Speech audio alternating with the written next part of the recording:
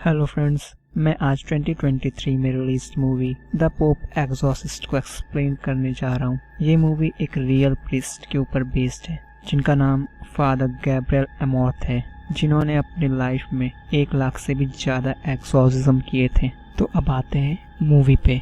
Movie start होती है जून 1987 Italy में, जहाँ फादर गैब्रियल एक घर में आए हुए थे जहाँ एक लड़का पोजेस्ड होता है। वो एक्सॉर्सिज्म स्टार्ट करते हैं और होली साइन दिखाते हुए उस लड़के से उसका नाम पूछते हैं। तो वो लड़का अपना नाम तो नहीं बताता, पर वो बोलता है कि वो डीमन है। तो फादर उससे ये प्रूफ करने को बोलते हैं और कहते हैं कि वो डीमन है तो उस पिक को पोजेस्ट करके दिखाए, जिस पिक को फादर ने लाया था। जैसे वो डीमन उस पिक को पोजेस्ट करता है, फादर उस पिक को खत्म कर देते हैं, जिससे वो पोजेशन खत्म हो जाता है और वो लड़का ठीक हो जाता है। इसके बाद देखते हैं हम एक फैमिली को, जिसके अंदर है जूलिया, उसकी बेटी एमी और उसका बेटा हेनरी। वो सब यूएस से स्पेन आए हुए थे क्योंकि जूलिया को उसके हस्बैंड का पुश्तैनी घर मिला था जिसकी वो मरम्मत कराने के लिए आई हुई थी।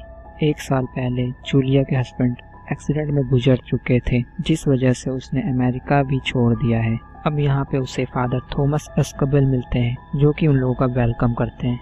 दोनों बच्चे बिल्डिंग में इधर उधर घूमने लगते हैं। तभी एमी को कुछ अजीब सी आवाजें सुनाई देती हैं, पर वो उसे इग्नोर कर देती है और हेनरी को दीवार के पीछे वेटिकन का सील दिखाई देता है और वो अचानक से क्रैक होने लगती है और वो ये देख के वहाँ से चला जाता है। फिर हम देखते हैं कि फादर गैब्रियल को प्रीस्ट एंड कार्डिनल के पैनल में हियरिंग के लिए बुलाया जाता है, जहाँ पे उनसे कुछ एक्सॉर्सिज्म के बारे में सवाल जवाब पूछे जाते हैं। वो उनसे पूछते हैं कि उन्होंने लास्ट एक्सॉर्सिज्म किसके परमिशन से किया था। तो वो कहते हैं कि उन्होंने कोई एक्सॉर्सिज्म नहीं किया था।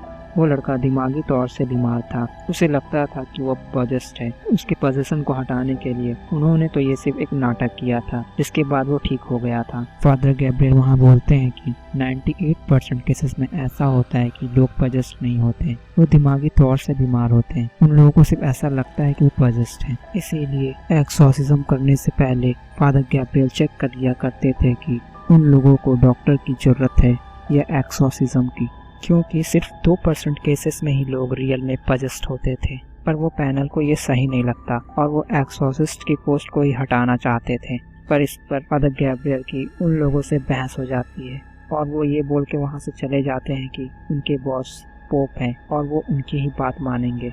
और उधर मरम्मत के काम के दौरान घर में आग लग जाती है, जिसके कारण कुछ वर्कर झुलस जाते हैं और जो बचते हैं वो काम छोड़ के चले जाते हैं। कुछ समय बाद हेनरी की तबीयत बिगड़ने लगती है और घर में डरावनी चीजें होने लगती हैं, जिससे सभी लोग डर जाते हैं और हेनरी भी पोजेस्ड हो जाता है और वो अपनी माँ और बहन पर अटैक कर देता है और उनसे बोलता है कि वो प्रीस्ट को बुलाए। जब जूलिया थॉमस को बुलाती है और थॉमस हेनरी के पास जाता है तो वो उसे बाहर फेंक देता है और कहता है कि उसे ये प्रीस्ट नहीं, दूसरा प्रीस्ट चाहिए। अगले दिन जूलिया हेनरी को डॉक्टर के पास ले जाती है। डॉक्टर उसका टेस्ट करते हैं और टेस्ट में सब चीज नॉर्मल होता है। तो डॉक्टर को लगता है कि इसे कोई साइकोलॉजिकल प्रॉब्लम है, क्योंकि 1 साल पहले उसके डैड गुजर गए थे और तब से उसने कुछ बोला तक नहीं था।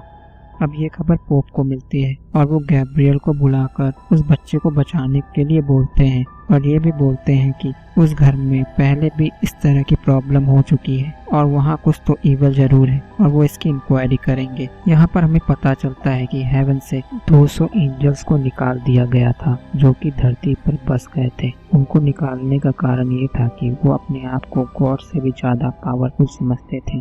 अब गैब्रियल वहाँ पहुँच जाते हैं, जिसे देखकर थॉमस बहुत खुश हो जाता है और रिलैक्स फील करता है, क्योंकि थॉमस ने गैब्रियल के बारे बहुत सारी बातें सुनी थी और पढ़ी थी। जब गैब्रियल हेनरी के पास जाते हैं और उसे होली क्रॉस दिखाते हैं तो उन्हें हेनरी की आंखों में डीमन की आंखें दिखाई देती है और वो समझ जाते हैं कि हेनरी पोजेस्ड है। और डीमन गैब्रियल का नाम भी जानता था और उनके सिन के बारे में भी। वो उसके पास लाइफ के बारे बताता है कि वो आर्मी में था, वॉर के टाइम में उसके साथी मारे गए थे और वो मरने का नाटक करके वहाँ से बच निकला था। ये बोलते बोलते हेनरी बर्ड को अपने मुंह से उगल देता है, जिसे देखकर गैब्रियल डर जाते हैं और वो बाहर जाके थॉमस से बोलते हैं कि डीमन बहुत ही पावरफुल है। पर गैब्रियल को ये समझ नहीं आता कि हेनरी को डीमन ने कैसे पोजेस्ड किया। फादर गैब्रियल जूलिया से जाके मिलते हैं और हेनरी के बारे में पूछते हैं तो वो बताती है कि 1 साल पहले जब उसके हस्बैंड का एक्सीडेंट हुआ था तो हेनरी भी उसके साथ था और उसने अपने डैड को अपनी आंखों के सामने मरते देखा था, जिसके बाद से उसने बोलना बंद कर दिया था। तो गैब्रियल समझ जाते हैं कि हेनरी बहुत ही कमजोर है। जिस कारण से डीमन ने उसे पजेस्ट किया था। और वो जूलिया से वादा करते हैं कि वो हेनरी को बचा लेंगे, पर उसे भी गॉड पे फेथ रखना होगा। अब डीमन कॉल करके एमी को उसके डैड के आवाज में डराता है और कहता है कि वो सबके सब मारे जाएंगे। एमी ये सब सुन के बहुत ही डर जाती है और भागते हुए अपने माँ के पास चली जाती है। अब गैब्रियल एक्सोर्सिज्म की तैयारी शुरू करते हैं, जिसमें थॉमस उनका साथ देंगे। वो थॉमस से कहते हैं कि वो कन्फेस कर ले, क्योंकि अगर उनमें कोई सिन रहा तो डीमन उसका इस्तेमाल उनके अगेंस्ट करेगा। पर थॉमस कहता है कि उसने 8 महीने पहले ही कन्फेस किया था, तो गैब्रियल उन्हें रोक लेते हैं। अब एक्सोर्सिज्म शुरू होता है, पर उन लोगों को अभी तक उस डीमन का नाम पता नहीं था, जिस कारण से उन लोगों की पावर कम होती है। लेकिन कुछ भी कर ले, डीमन पर उसका कोई असर नहीं होता। वो उन दोनों के सिन को उनके ही खिलाफ यूज करता है। वो एक लड़की रोजारिया का रूप लेकर फादर गैब्रियल से कहता है कि उसका सिन उसके अंदर है। तो फादर कहते हैं कि उसके सिन माफ हो चुके हैं। तो वो कहता है कि क्या उसने खुद को माफ किया, क्योंकि उसने उस लड़की को नहीं बचाया था।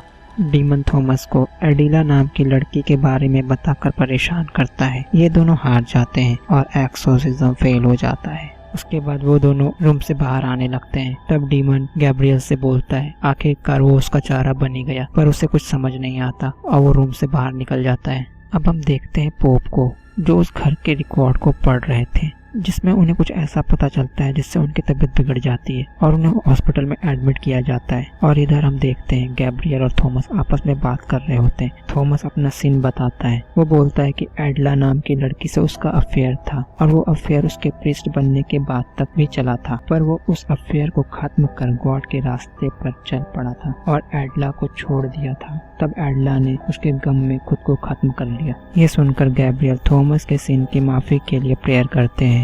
अब उन्हें चारा बनने वाली बात याद आती है और ये भी याद आता है कि उसने बाहर कुछ अजीब सी चीज देखी थी और कहते हैं कि इस डीमन का प्लान कुछ और ही है। वो थॉमस को कहते हैं कि वो रुक कर हेनरी को संभाले। वो बाहर एक कुएं के पास जाते हैं जिस पर वेटिकन की सील लगी थी। जब वो उसे ओपन करता है तो देखता है कि उसके अंदर बहुत सारे कटे हुए सर डले हुए थे और इधर डीमन सबको डराने लगता है और सब पे अटैक कर देता है, जिस पर थॉमस खुद को बचाकर एमी को बचाने जाता है।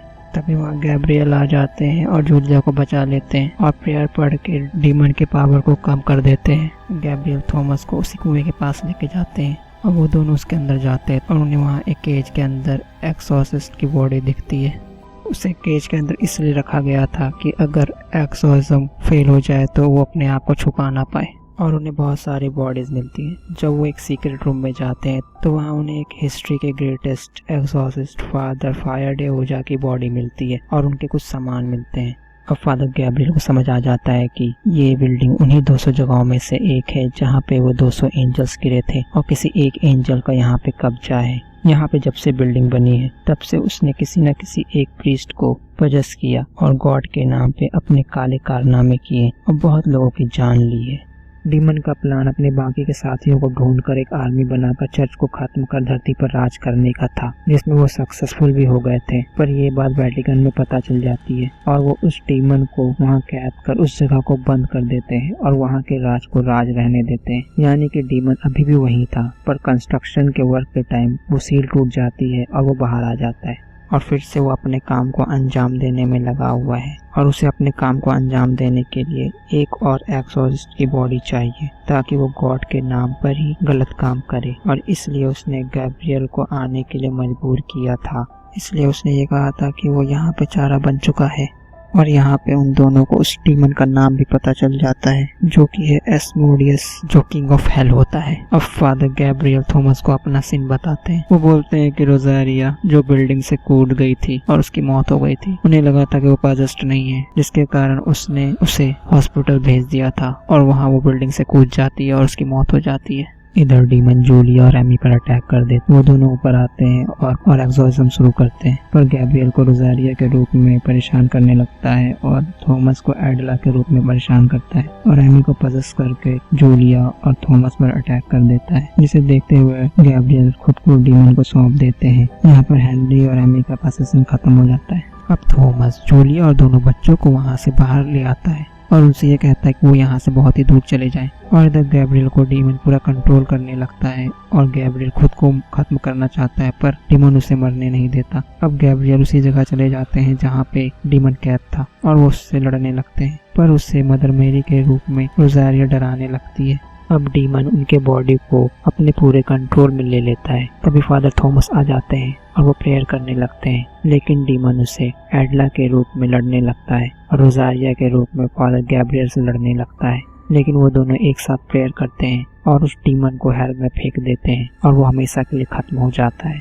अगले दिन गैब्रियल और थॉमस दोनों पोप से मिलते हैं, जहां उन्हें पता चलता है कि गैब्रियल को नई पोस्ट मिली है, अब वो कार्डिनल बन चुके हैं। और वहां वो अपने दोस्त से मिलते हैं, जिससे वो बहुत ही खुश हो जाते हैं। अब ये दोनों एक रूम में जाते हैं जहां एक सीक्रेट मिशन पे काम हो रहा था। वो मिशन ये था कि बचे हुए 199 डीमंस को खत्म करना, जो काम फादर गैब्रियल को मिली थी, और उसमें उनका साथ दे रहे थे फादर थॉमस। और ये मूवी यहीं पे खत्म हो जाती है।